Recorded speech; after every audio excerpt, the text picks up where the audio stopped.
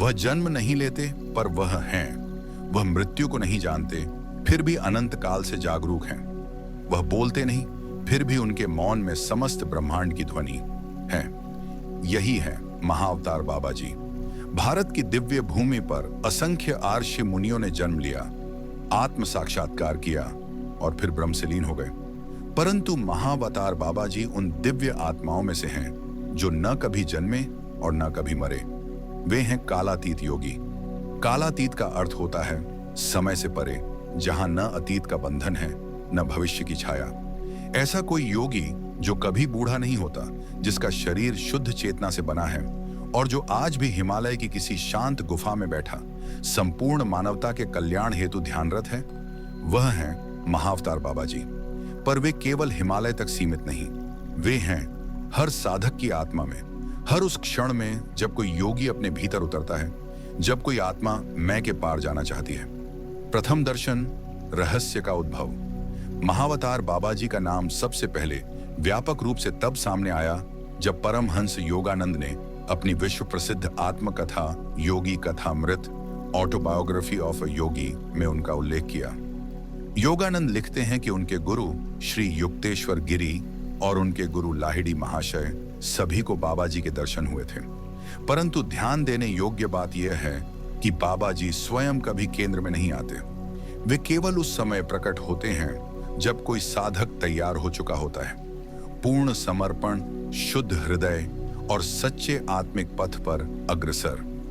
बाबा जी की उपस्थिति रहस्य से घिरी क्यों है? क्योंकि वे आत्म प्रदर्शन में नहीं बल्कि आत्म प्रकाशन में विश्वास रखते हैं। वे अवतरण के बावजूद अज्ञात में विद्यमान रहना चुनते हैं। यह उनकी लीला का भाग है। वे मानते हैं कि शिष्य को गुरु के पास नहीं जाना होता, जब समय आता है तो गुरु स्वयं आता है। पहली झलक। एक अमर योगी हिमालय की गोद में भारत के उत्तरांचल में स्थित बर्फीली चोटियां, बर्फ से ढकी गुफाएं और शिव की तटस्थ निःशब्दता, यही बाबा जी का धाम है। वर्णन किया गया है कि वे एक दिव्य आभा से युक्त युवा शरीरधारी योगी हैं। उनका शरीर दिव्य तेज से बना है, समय के प्रभाव से परे। उनकी आंखों में देखने से लगता है कि आप ब्रह्मांड के आरंभ और अंत दोनों देख रहे हैं। वे हंसते हैं तो जैसे ब्रह्मा हंसा हो, वे मौन होते हैं तो जैसे संपूर्ण वेद मौन हो गए हों। महाअवतार बाबा जी की अमृता, योग के विज्ञान से परे की अवस्था। अमृता महज एक चमत्कार नहीं है, यह एक अवस्था है और बाबा जी उसका साक्षात उदाहरण है। कहा जाता है कि उन्होंने सैकड़ों वर्षों तक एक ही शरीर में निवास किया है। उन्होंने मृत्यु को पराजित नहीं किया, उन्होंने मृत्यु की आवश्यकता को ही पार कर लिया। अमृता का अर्थ क्या है? यह न केवल शरीर को जीवित रखना है, यह है मन को काल से मुक्त करना। यह है चेतना को उस अवस्था में स्थित करना जहां न दिन होता है न रात। बाबा जी ने यह सिद्धि एकांत, ध्यान और योग के उच्चतम प्रयोगों से प्राप्त की। उनका शरीर किसी रासायनिक प्रक्रिया से नहीं बल्कि प्राण और चेतना से बना है, इसलिए वे भूख, प्यास, नींद और तापमान से प्रभावित नहीं होते। लाहिड़ी महाशय से दिव्य भेंट, क्रिया योग की पुनर्स्थापना। सन 1861। स्थान हिमालय की गहराइयां, प्रकृति मौन है और एक साधारण दिखने वाला सरकारी अफसर श्री श्याम चरण लाहिड़ी अपने कार्य से पहाड़ों में गया हुआ है। पर यह यात्रा केवल भौतिक नहीं थी, यह आत्मा की वापसी थी, एक सुनियोजित दिव्य बुलावा। प्रथम मिलन। तुम्हें तो मैं पहचानता हूं मेरे लाहिड़ी। जैसे ही लाहिड़ी महाशय उस विशेष स्थान पर पहुंचे, एक दिव्य पुरुष सामने प्रकट हुए। तेज से भरे, गेरुआ वस्त्रधारी नहीं बल्कि एक युवा, सुंदर, शांत और चमकते हुए शरीरधारी योगी। वह थे महाअवतार बाबा जी। उनके मुख से पहला वाक्य था, तुम्हें तो मैं पहचानता हूं मेरे लाहिड़ी। अनेक जन्मों से मैं तुम्हारा मार्गदर्शन कर रहा हूं। यह समय है कि तुम अब पुनः अपने वास्तविक कार्य में प्रवृत्त हो जाओ, योग के प्रचार में। लाहिड़ी महाशय पहले तो अचंभित हुए, किंतु बाबा जी की दिव्य दृष्टि ने उनकी स्मृतियां पुनः जगा दी। उन्हें स्मरण हो आया, वे पूर्व जन्मों में बाबा जी के शिष्य रह चुके थे। क्रिया योग की दीक्षा, युग परिवर्तन का आरंभ। महाअवतार बाबा जी ने उन्हें क्रिया योग की दीक्षा दी। वह योग जिसमें सांस, मन और आत्मा एक सूत्र में जुड़ जाते हैं। यह कोई साधारण ध्यान नहीं था, यह था आत्मा को सीधा परमात्मा से जोड़ने का विज्ञान। क्रिया योग वह रथ है जिससे आत्मा, शरीर और माया के बंधनों को पार कर सकती है। बाबा जी ने आदेश दिया, अब तुम इस योग को साधारण गृहस्थों को दो। योग अब केवल गुफाओं तक सीमित नहीं रहेगा। यह युगांतकारी विचार था। पहली बार किसी सिद्ध योगी ने यह अनुमति दी कि गृहस्थ, संघर्षशील परिवार में रहने वाला साधक भी मुक्ति का अधिकारी है। श्री युक्तेश्वर गिरी से भेंट, ज्योतिर्विज्ञान और संतुलन की शिक्षा। बाबा जी की प्रेरणा और गुरु बनने का आदेश श्री युक्तेश्वर गिरी, जो कि बाद में योगानंद के गुरु बने, एक ज्ञानी सन्यासी थे। उन्होंने खगोलीय गणनाओं और वेदांत में गहरी समझ विकसित की थी। एक बार जब वे कुंभ मेले में थे, बाबा जी ने उन्हें दर्शन दिए। उनसे बाबा जी ने कहा, तुम एक पुस्तक लिखो जो भारत और पश्चिम के विचारों को जोड़ सके, ताकि पूर्व और पश्चिम में संतुलन आ सके। इस आदेश के फलस्वरूप ही कर्म योग का सिद्धांत, द होली साइंस नामक पुस्तक का जन्म हुआ। यह पुस्तक आध्यात्मिक विज्ञान, ज्योतिष और ध्यान की व्याख्या करती है। इस पुस्तक को आज भी यौगिक चेतना का सेतु माना जाता है। बाबा जी का कार्य सिर्फ योग नहीं, संतुलन का निर्माण। महावतार बाबा जी का उद्देश्य केवल ध्यान सिखाना नहीं है। उनका कार्य है विश्व की चेतना को संतुलन की ओर ले जाना। वे विज्ञान और आत्मा के बीच पुल बनाना चाहते थे। वे धर्म और विवेक के बीच संवाद स्थापित करना चाहते थे। वे पूर्व और पश्चिम के बीच की खाई को भरना चाहते थे। परमहंस योगानंद से अप्रोक्ष भेंट, आत्मा के द्वार पर खड़ा एक अमर योगी। योगानंद एक युवा सन्यासी जो बाद में अमेरिका जाकर योग और ध्यान को विश्व स्तर पर फैलाने वाले बने। जब हिमालय की ओर गए तो उन्हें भी बाबा जी के संकेत प्राप्त हुए। हालांकि उनका दर्शन प्रत्यक्ष कम और आत्मिक संकेतों के रूप में अधिक था। बाबा जी ने स्वयं कहा, मैं चाहता हूं कि योगानंद पश्चिम जाएं और क्रिया योग का बीज रोपें। तुम्हारा कार्य भौतिक सीमाओं से परे होगा। योगानंद ने योगी कथामृत में लिखा कि बाबा जी आज भी जीवित हैं और जब कोई आत्मिक पुकार करता है तो वे कहीं ना कहीं से उत्तर देते हैं। बाबा जी और ब्रह्मांडीय सेवा, वह किसी धर्म से सीमित नहीं, वह किसी भाषा से परे, वह किसी स्वरूप से भी अधिक। वे हैं ब्रह्म में स्थित साक्षी, प्रेरक और पुकार सुनने वाले। क्रिया योग वह विज्ञान जो आत्मा को परमात्मा से जोड़ता है। क्रिया योग कोई नया पंथ नहीं, यह सनातन योग का सार है। यह वह अभ्यास है जिसे महावतार बाबा जी ने लाहिड़ी महाशय के माध्यम से पुनः इस धरती पर पुनर्स्थापित किया। क्रिया योग क्या है? यह एक प्राचीन श्वास आधारित साधना है जिसमें प्राण का नियंत्रित संचालन किया जाता है, चक्रों की शुद्धि होती है और अंततः साधक आत्मा की चेतना में स्थित होता है। बाबा जी ने इसे एक बार फिर पुनर्जीवित किया ताकि आम मनुष्य भी आध्यात्मिक उन्नति का अधिकारी बन सके, बिना संन्यास के, बिना तीर्थों के, केवल आत्मिक अभ्यास से। विज्ञान और साधना का संगम क्रिया योग एक आंतरिक प्रयोगशाला है। बाबा जी ने कहा, तुम्हारा शरीर ही मंदिर है और प्राण ही उसकी आरती। जो भीतर जाता है वही सत्य पाता है। यह ध्यान नहीं, यह साधना है। यह पूजा नहीं, यह स्वचेतना का जागरण है। यह केवल शांति नहीं, यह मुक्ति का विज्ञान है। बाबा जी का उद्देश्य केवल मुक्ति नहीं, संपूर्ण मानवता का उत्थान। बाबा जी केवल व्यक्तिगत उद्धार के पक्षधर नहीं थे, उनकी दृष्टि थी संपूर्ण मानव जाति की चेतना का उत्थान। जब क्रिया योगी अपनी चेतना को जागृत करता है तब उसका स्पंदन समष्टि चेतना में भी तरंगे पैदा करता है। यही तरंगें संसार में प्रेम, करुणा और शांति को फैलाती हैं। अदृश्य मार्गदर्शन, जब बाबा जी प्रकट होते हैं बिना दिखे, महावतार बाबा जी ऐसे गुरु हैं जो हमेशा छाया में रहते हैं परंतु साथ होते हैं।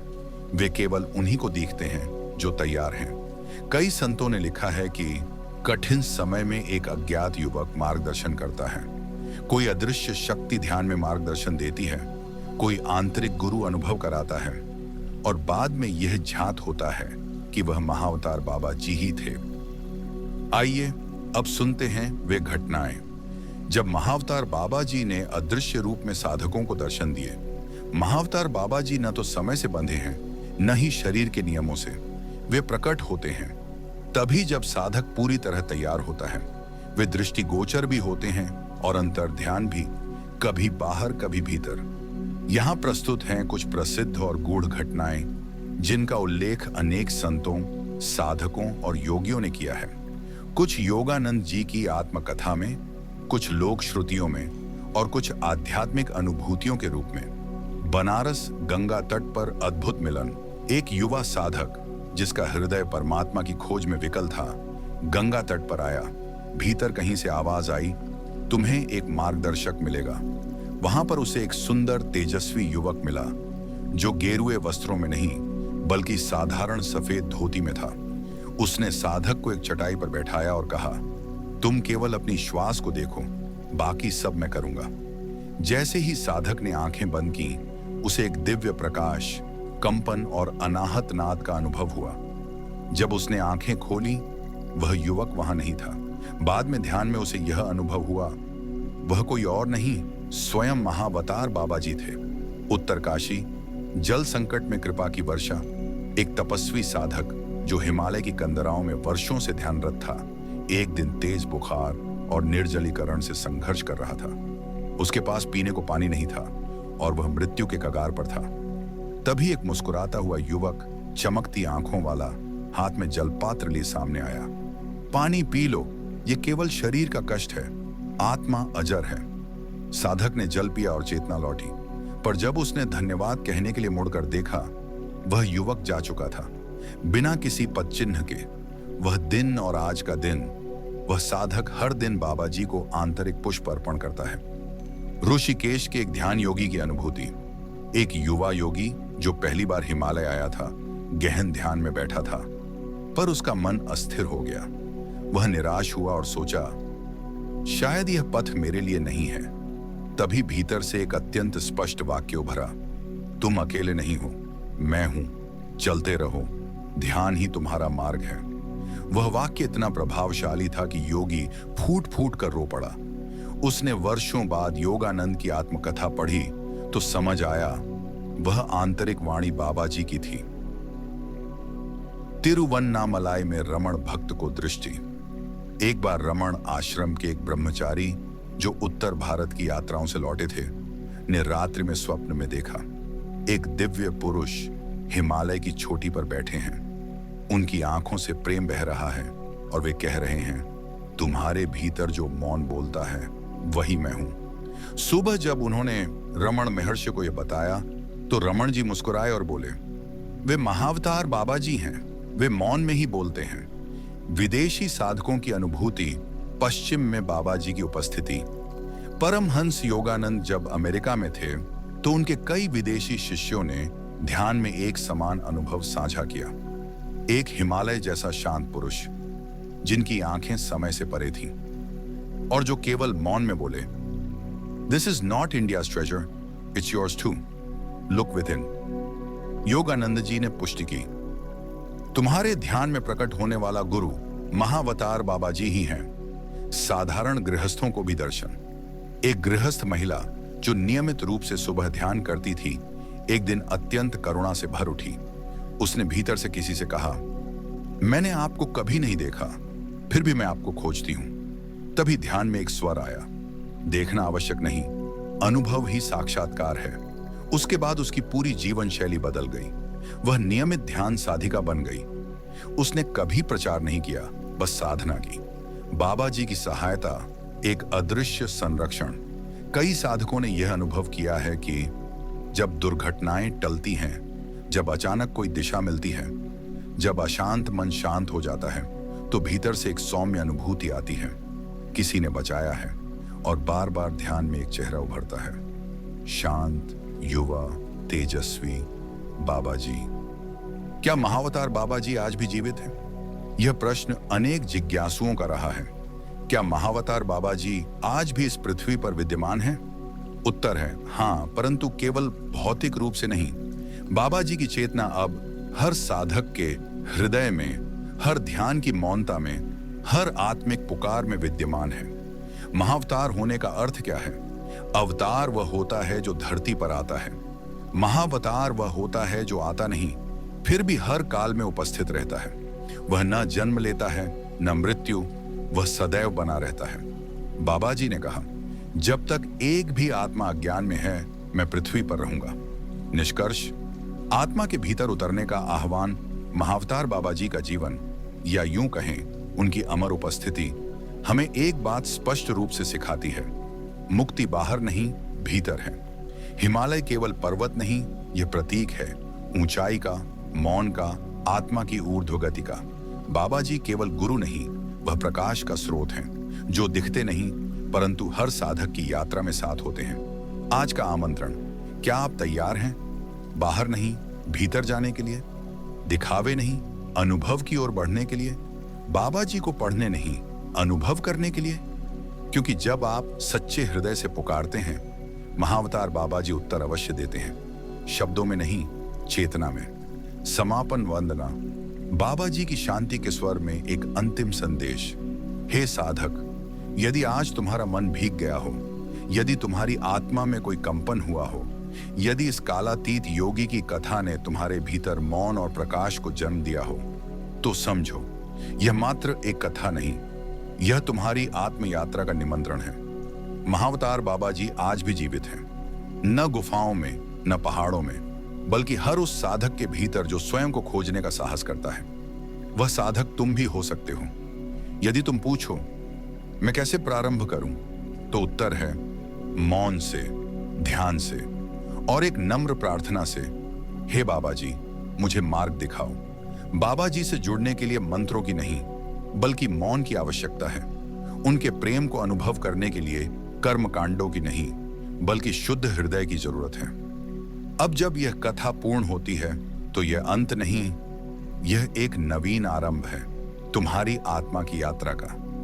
यदि फिलोवाणी पर प्रस्तुत यह दिव्य कथा आपको छू गई हो, यदि इन वचनों में आपको अपने भीतर की यात्रा का कोई सुर मिला हो, तो इस चैनल से जुड़ें, फिलोवाणी को सब्सक्राइब करें, क्योंकि हम लाते हैं ऐसी ही कालातीत सत्संग जो आपके मन को शांति दें और आत्मा को जागृति। घंटी के चिन्ह को दबाएं, ताकि जब भी कोई नवीन वाणी यहां गूंजे, आप तक सबसे पहले पहुंचे। इस वीडियो को उन सभी साधकों के साथ साझा करें जो अपने भीतर उतरना चाहते हैं, क्योंकि एक साधक की चेतना जब जागती है, तो वह अपने साथ कई आत्माओं को प्रकाश में ले आती है। अंत में एक विनीत वंदना। हे महाअवतार बाबा जी, इस युग में जब हर हृदय अशांत है, कृपया हम सबके भीतर मौन का दीपक जलाओ। हमें बाहरी यात्राओं से भीतर की यात्रा की ओर मोड़ो, और जब हम भ्रमित हों, तो अपने अदृश्य हाथों से हमारी आत्मा को थाम लो। आपके साथ फिर मिलेंगे किसी और संत की चेतना में, किसी और अद्वैत कथा में। तब तक ध्यान में डूबिए, मौन से मित्रता कीजिए और आत्मा से प्रेम कीजिए।